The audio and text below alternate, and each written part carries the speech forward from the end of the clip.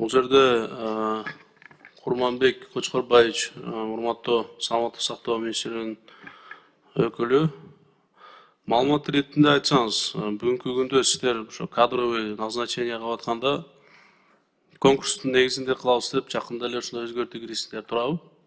Минобразование менен биргеликте. Саламатсызбы? Туура ошондой киргизилген. Иш жүзүндө болуп атабы бул нерсе? Иш жүзүн ашырып, азыр конкурстар жарыяланып, бошогон орундарга азыркы учурда конкурстар жарыяланып, бирок азыркы учурда Кыргызстан боюнча 11 мекемеге конкурс жарыяланган, бирок бирөөсүнө дагы азыр дайындалып элек. Себеби дегенде мед кызматкерлер ал конкурска катыша элек. Мен сизге маалымат иретинде айтайын, Ош шаарында медициналык колледж бар, ошо Минобразованиянын саламаттык сактоо министрлигинин астындачы. Бирок жакында эле ал жердин жетекчиси кетти. Анан конкурстун негизинде болот деп айтышкан, бирок кайра эле назначение кылып койду. Конкурс болдубу же ал жерге? Азыркы учурда бардык тармагыбызга убактылуу милдетин аткаруу боюнча дайындалып жатат. Ал эми конкурс жарыяланып, ошол конкурстан өткөндөн кийин, резерв кадрдан өткөндөн кийин дайындалат.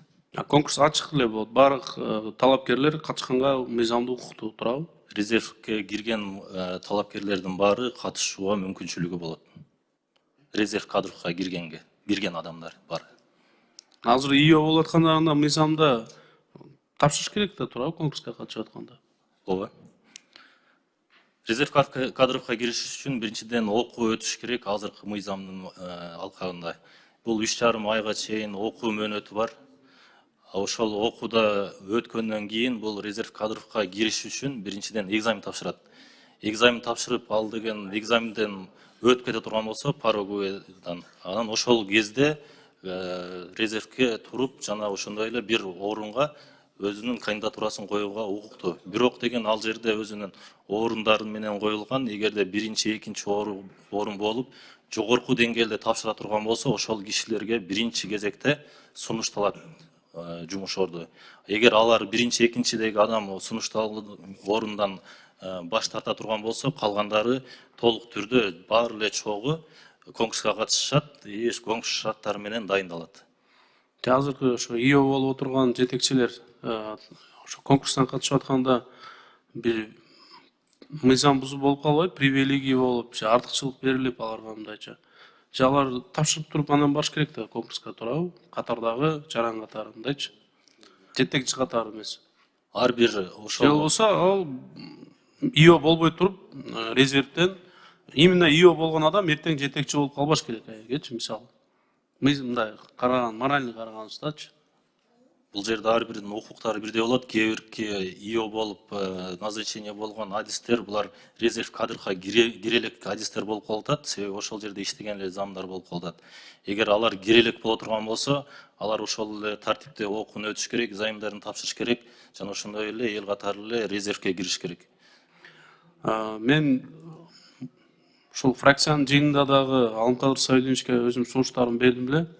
Чындыгында ошол багы кадр тандоодо коррупциялык схемаларды жоюу максатында сөзсүз эле жетекчилерге эмес, жөнөкөй ошол кадрларга дагы силер багы конкурстун негизинде алсаңар туура болмок.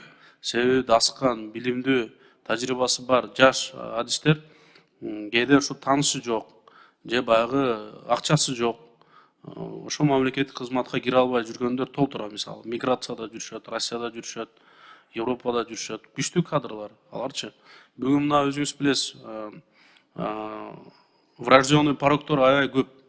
Ошону жасай турган кадр чындыгында жетишпей атат. Же оборудование жагы жетишпейби? Биздин көп жарандарыбыз бүгүн мисалы жакынкы мына коңшу өлкөлөргө, Ташкентке барып жасатып атышат да, $3,500 чейинчи. Бизде мыйзамда биякта врожденный төрөлгөн балдарга бесплатный, мындай бекер деп турат. Туурабы? Туура, мисалы биз билебиз, сыртта, жеке клиникаларда, частный клиникаларда билимдүү, тажрыйбасы көп жаш адистер бар. Эмне үчүн ошолорду биз мамлекет колго албайбыз, аларга багы шарт түзбөйбүз? Алар мисалы келип туруп ошол жеке клиникада кылып аткандарын мамлекеттик клиникаларда жасаса, оборудованияларды алып берсек биз жетиштүү түрдөчү миллиарддаган суммаларды бөлүп атабыз. Мисалы үчүнчү, мына быйыл дагы 30 миллиардка чейин сурап келип атат министрчи. Бирок мына мен өзүм кече эле ошо эл менен жолукканда дагы өзүңүз билесиз, медик катары порог, врожденный порог аябай көбөйүп кетти элдечи. Бирок бирөөсүнүн мүмкүнчүлүгү бар жеке клиникада башка мамлекетте жасатканы, бирөөлөр болсо мүмкүнчүлүгү жок, жаш балдар каза болуп калып атат да. Ушуну кандай чечели деп атасыздар? Азыркы учурда врожденный порог сердцалардын баарын биздин адистердин колунан келгендер баары жасап жатышат. Ал эми колунан келбегендерди башка мамлекеттер менен келишимдерди түзүп, ал жактардан чакырып, бизде ошо бекер эле операциялар жасатып бергенге мүмкүнчүлүк жаратып жатабыз. Сырттан келгенде кээде ушу летальный исход көп болуп кетип атат да. Мен өзүм дагы жакында көрүп келдим, ошо Мирахимовдо кардиологга барып.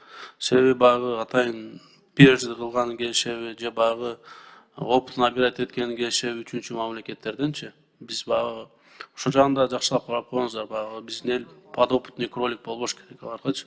Алардын чындыгында тажрыйбасы бар, буга чейин канча операция, успешный операция жасалган. Биздин жарандарыбызды баягы кылбаш керек, алар келипчи сырттан келип бекер деп эле жасатып бербешибиз керек да. Сөзсүз аткарабыз калган нерселер.